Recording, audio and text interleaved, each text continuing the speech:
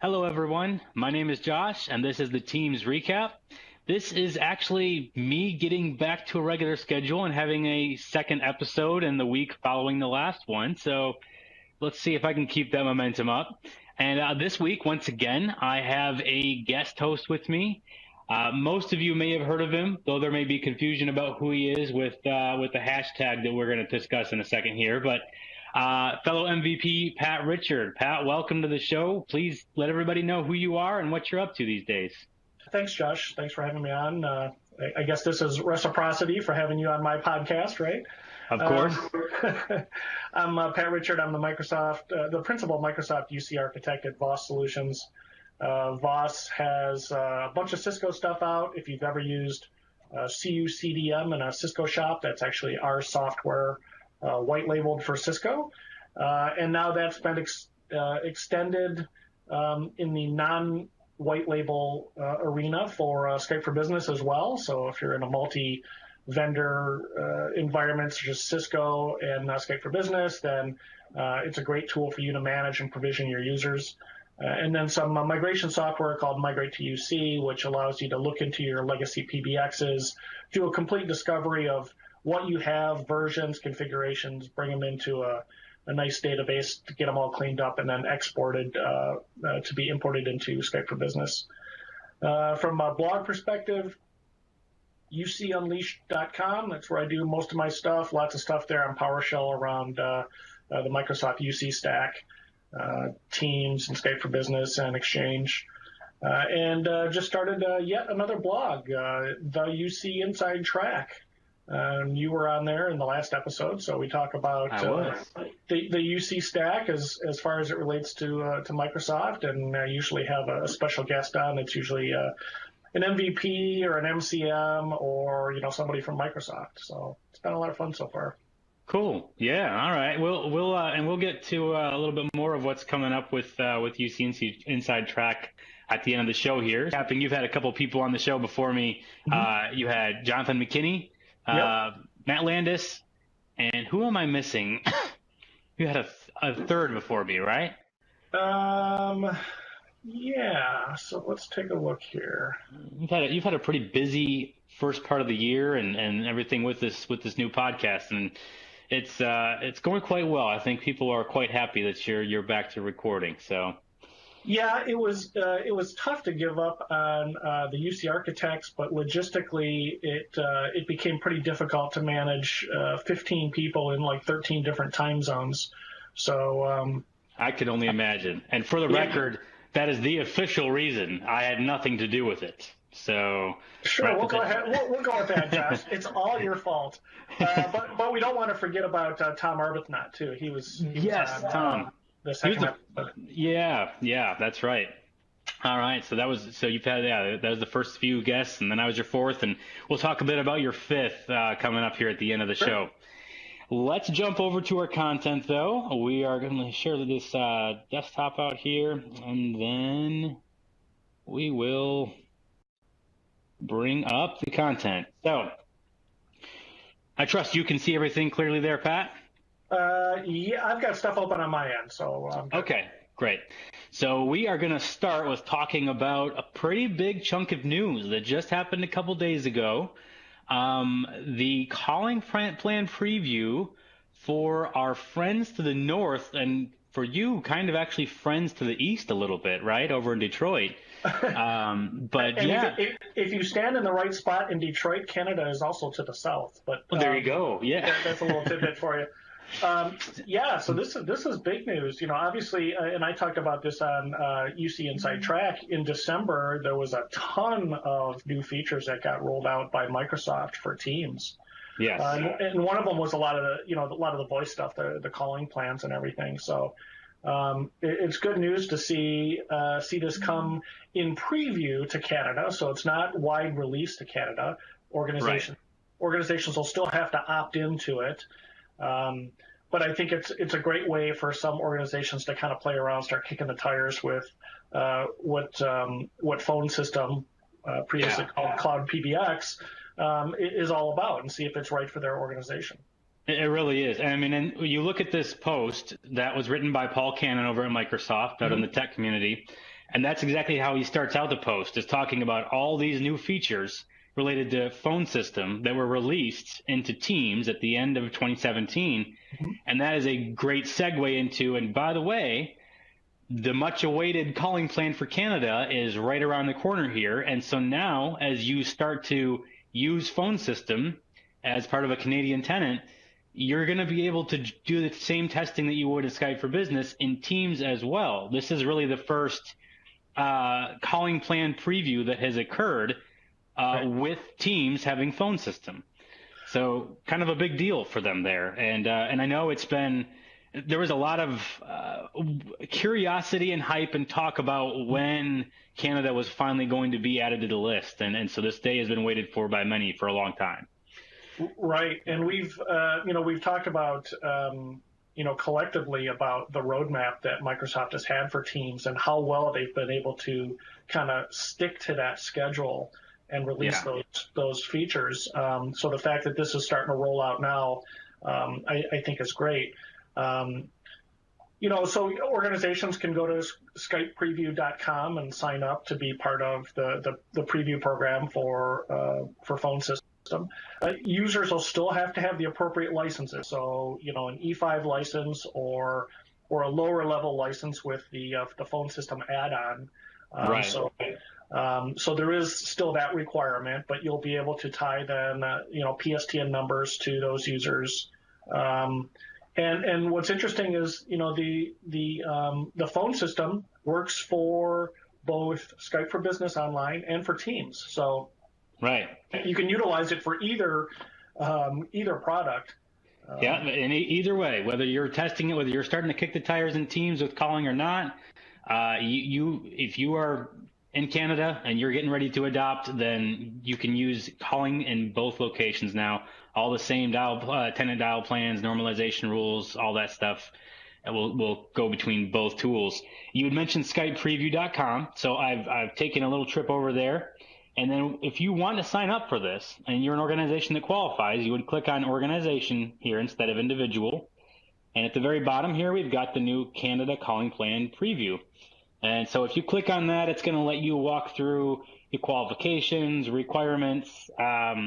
You can read through that on your own to see kind of what all you would need to have in place for it. So there is just a few things to read through before you get signed up. You're going to have NDA and verify the NDA with your organization. But if you've gone through the preview process before for any other features, you should recognize this and be pretty comfortable with it. But yeah, it's fairly straightforward.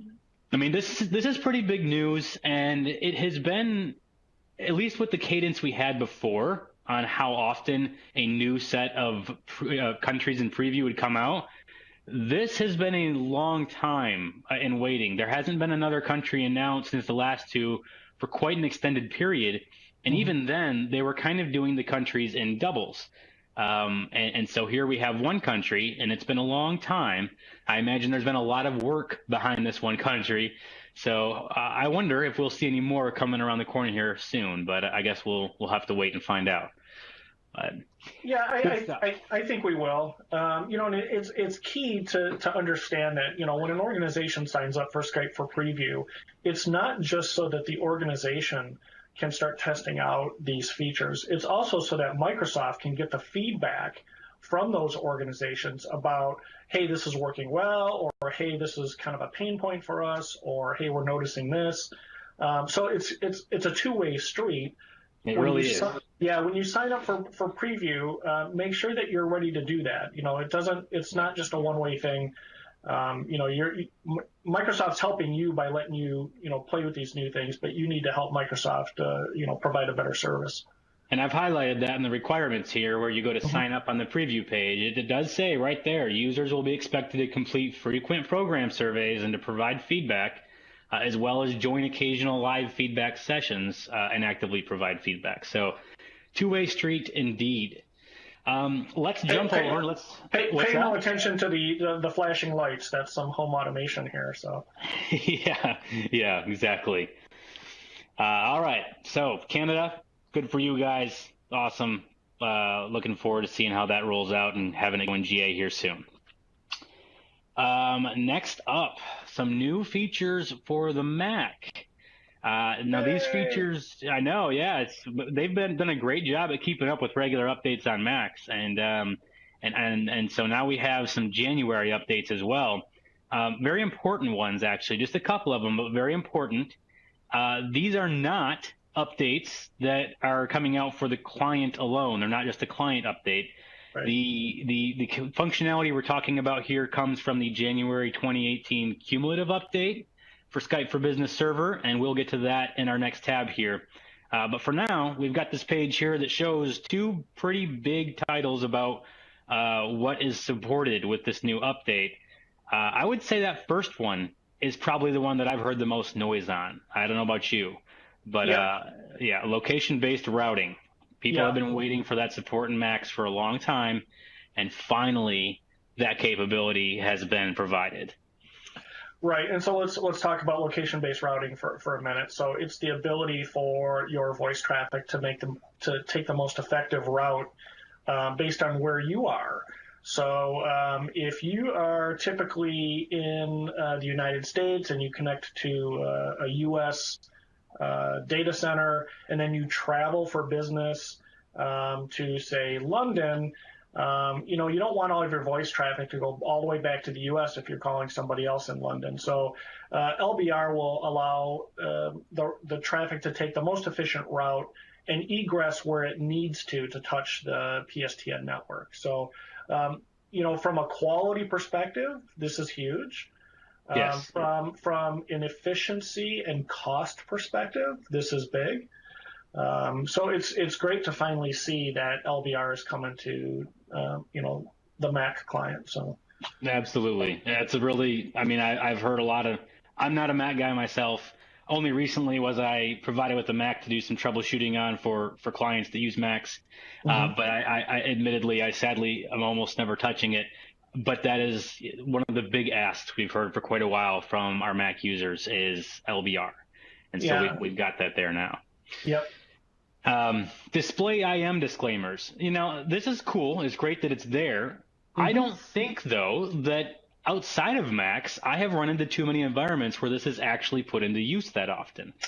So I've seen it in some DoD environments, defense environments, government stuff, where you're going to toss an IM disclaimer there. Yeah.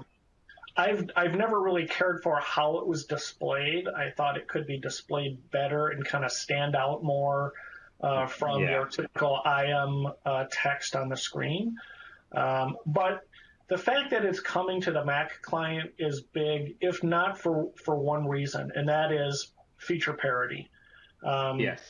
One of the problems that has long plagued the Mac client is that there's a lot of features in the PC client that are not in the Mac client, and that's always been a bone of contention for a lot of people. And of course, nowadays, who do we see with Macs? But the people upstairs in management and Top brass.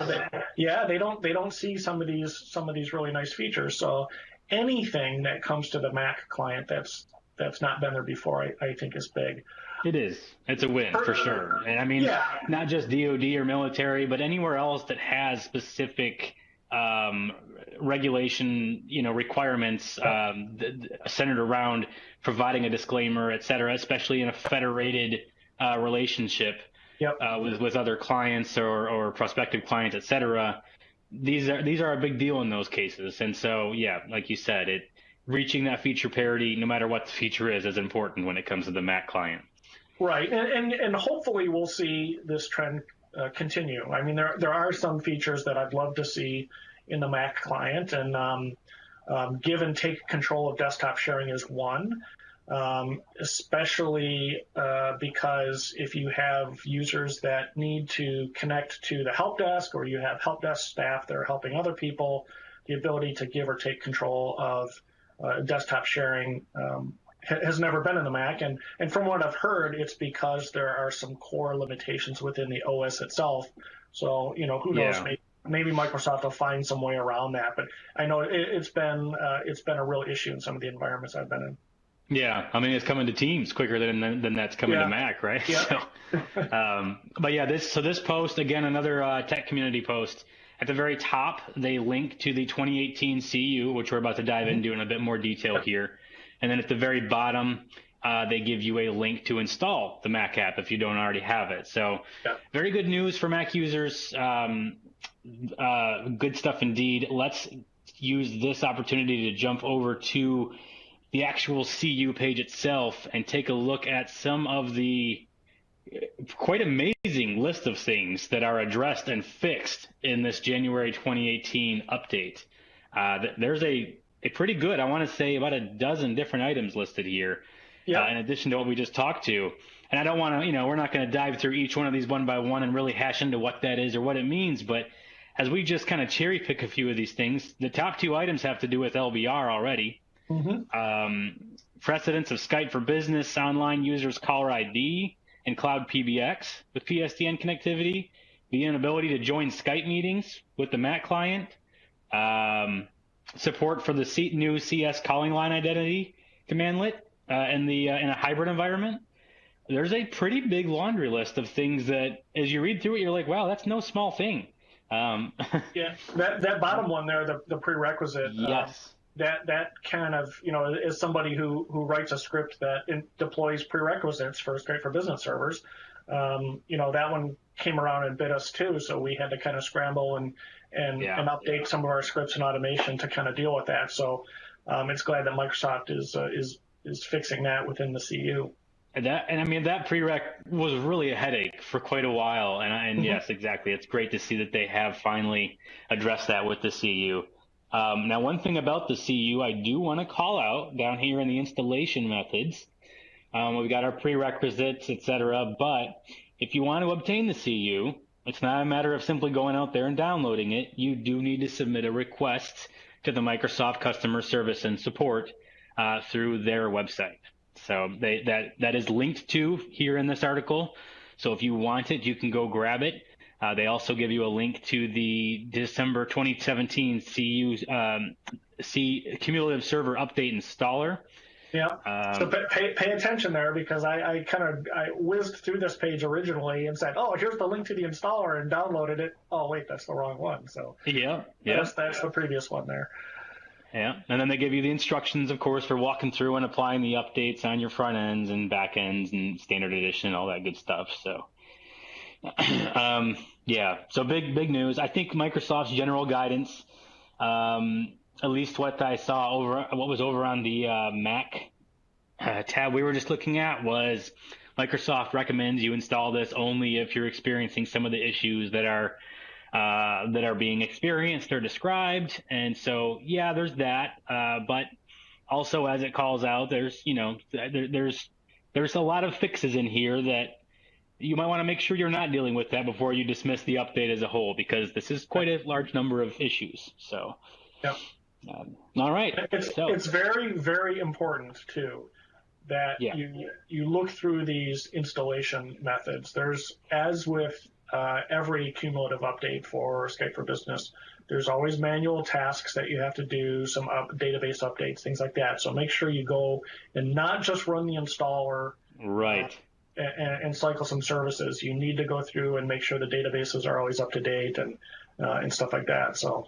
Yeah, good call out. It's leaving something halfway done just because you're excited you didn't run into an error. Not a good idea. So. Yeah, you'll get some unexpected results. That some features will show up but they won't work or whatever. Very true. All right, so. A little bit, and this is refreshing to me to be talking about the Mac portion and this CU, because it seems like all too often these days we are talking a ton about Teams, which is okay, but once in a while I kind of miss some of the Skype for Business chatter, so I like digging into it when it comes out. Yeah, and that's why we talk mostly Skype on my podcast when you were on, is because for the very same reason, there have been 3 episodes where it was almost all Teams, so. That's where the news is, but it's still. Yeah, got to show Skype some love. We do. I mean, it's not like it's going anywhere. New version coming out at the end of the year, but I imagine they are pretty busy defining that whole thing at this moment, though. So. Right. All right, let's jump over, speaking of Teams, to the user voice site. Now, for those of you that are not familiar with it, then you've not watched my previous shows or haven't been that involved with giving feedback to the community. The user voice site is incredible for not just Teams, but other Microsoft products as well. It is a very good spot to go and read what suggestions have already been put there for a product, as well as vote them up or submit your own. And I don't know about other product areas, but for the Teams specific site on user voice, they are extremely responsive and very good at giving feedback and keeping you updated on items. So that has been, excuse me, that has been encouraging from the very beginning of when Teams first was put into GA. Yeah, I think this kind of is born out of the whole ideascale.com idea. Yes. So ideascale.com was very similar to this, but it was community driven. So you had somebody that would set up, say, a link or Skype for Business section on there, an exchange, and I'm an admin on the Skype for Business one, but people could essentially do the same thing. They could say, hey, this is a feature I would like to see in the product, and people could vote it up or down and comment on it and things like that. And user voice is the same way, but now it's homed at Microsoft, so now you've got the support of the product groups and everything, and of course a much wider audience. Yeah, I mean, having the groups plugged right into all this direct feedback is great. So, and this particular item that we're covering today, I wanted to cover because Tom Arbuthnot had called this out earlier in the week, and there are a number of other items with more votes than this. This has 1,375 votes. For a frame of reference, the most voted item is, I want to say, 7,000-ish or something votes at this point. Yep. But so it's not the highest, though it has a pretty large base of support behind it. But moving channels from one team into another team is the request here. And the specific text says we would like to move a project channel between groups to keep the information or be able to sort channels to our liking. And the cool thing about what was just called out by Tom this week is that they have changed the status of this to on the backlog, and their direct feedback is, thanks for the feedback. This item has been moved into backlog. As more information becomes available, I will provide further updates. Feedback for this topic should be coming at a more regular cadence from now on. So unlike some of the other items where they mark them as in progress or whatever they say, this one says on the backlog, but they're saying it's coming, and they're working on it and they've committed to it. And I think that's a huge deal. I've heard a lot of people ask for the ability to merge teams or move channels or sort them, manipulate them in some other way. And so this is a big commitment to have made. I'm glad to see this finally. Yeah, I think, the whole convergence thing is great. When you set up teams, a lot of organizations will take the default permissions and everything. And so basically you got a bunch of users that'll go in there and start creating teams and channels and all this stuff. And, before you know it, the sales department has 23 different teams and it comes time to clean that up. So, you do a couple things. There's some information out about, naming policies for your teams and keep those standardized and stuff. But eventually you need to converge those teams, to a fewer number. And the ability to move existing content from one team to another, of course, is key. If you can't do that, then that may stop that ability to converge that data if there's critical data in one of those teams. So this is great. I mean, it's not as easy as moving, a subfolder from one parent folder to a different parent folder. It's, they're moving content, and I don't think they really thought about that ability until somebody started to ask about it. So it's from what I've heard, it's a monumental undertaking. And Microsoft's been asking for some feedback for a while on this. This idea goes back quite a ways. And it's nice, as you said, that Microsoft's looking at it. It's in the backlog now. They're continuing to ask for feedback, and hopefully we'll see it soon. That this was shared back in 2016. Yeah. So it's like you said, it's been there a while and garnered support, and now they're there.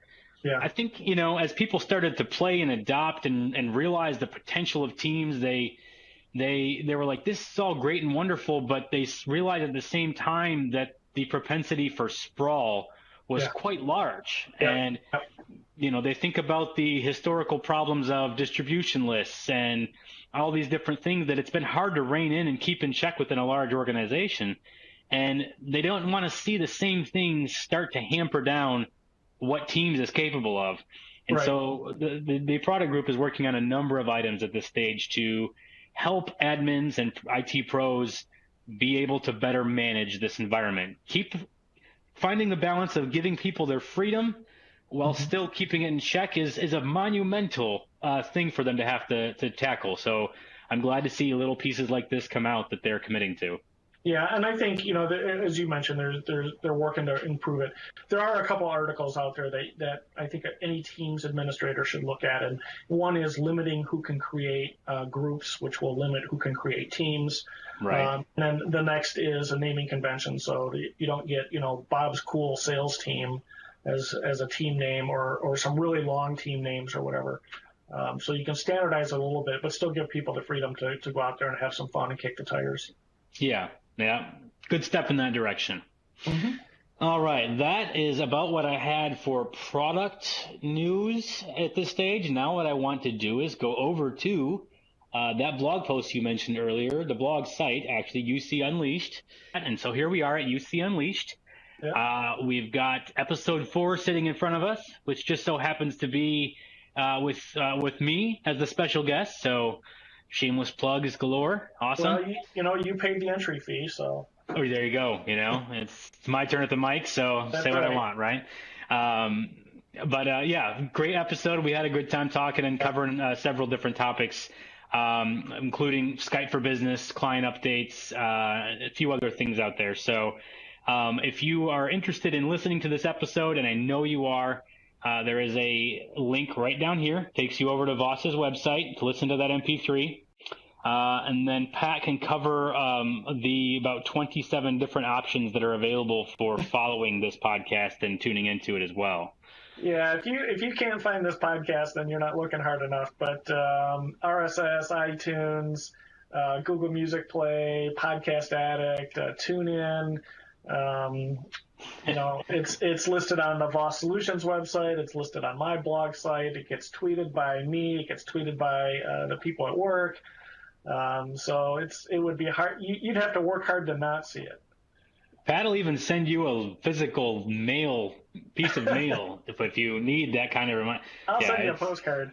There you go. It's you've done a good job putting it out there, and so good first few series. Now let's talk about the next episode 5. You've got quite the special guest lined up there. Yep. Not a master and not an MVP, but right. Can you tell us who this is and introduce him? Right. So there's typically 3 different kinds of people that I'll likely have on as a guest. As you mentioned, MVPs, which you and I both are, MCMs like Jonathan McKinney and Tom Arbuthnot, and the third is people from Microsoft. So Jamie Stark, our good friend at Microsoft in the Skype for Business product group, has agreed to come on the next episode, which will be recorded in about another 10 days, I think. And we've got a big long list of content that we're going to talk about, and I'm going to pepper him with all kinds of questions and see what kind of cool little tidbits that he can share with us. So I always enjoy talking to Jamie. He was on the UC Architects before, including some of our live broadcasts at Ignite. So he's just a wealth of information about what's happening within the product group. And he can talk to just about any feature right there for Skype for Business and Teams. So looking forward to having him on. Yeah, it'll be great to hear from him on your show. He's always fun to talk to. Yep. I got to sit alongside him and Delonda Coleman at Ignite and do a little chat about kind of the news and Teams, and he's always a fun guy to sit down and talk with. He's got to be my, and hopefully I don't alienate people at Microsoft, but he has got to be my favorite Microsoft person. No, you totally did. You totally alienated yourself. Yeah. He's so easy to talk to, and he's, He really is. Yeah. He'll tell you what he's thinking and conveys the information so that, it answers all the questions. He doesn't hold anything back.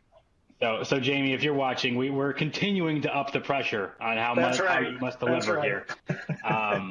And you've noticed this hashtag here, how will I top this? I personally think you should send an email to Satya and see if you can get him on. that'd be quite the feat. But Yeah, yeah, uh, yeah. We'll get some more people on first. there you go. Work your way up that ladder a little bit Yeah, slower. yeah, One thing I'll point out about this announcement that you kind of made on Twitter with Jamie coming on was that I took the opportunity to ask you to please put him into a corner and badger him about doing more Presence Liars videos. yeah, And so this thread that got started on Twitter, opened my eyes to a ton of other videos that Jamie has starred in that I had no idea yeah. he was a part of. This has been quite fun to go through. So I will share the link to this tweet in the YouTube video description, and I encourage you all, before listening to Pat's podcast with Jamie coming up, I encourage you all to go and listen to watch all of these great videos from this series that Jamie was in, and be sure to leave some feedback for him on his acting and performances as well. So Yeah, the President's Liar thing, I mean, that video's been around a zillion years. I think it goes back to the OCS days.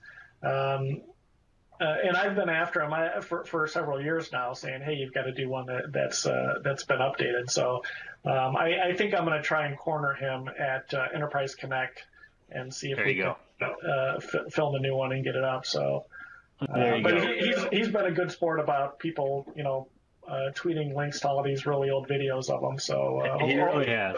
Yeah. hopefully it doesn't discourage him from coming on. I think he seems to always have a pretty good laugh about it. Oh, So. yeah. All right. Well, that about does it for this episode. Pat, thank you for coming on and being a guest. Yeah, thanks for having me on. Absolute pleasure. Always fun chatting with you.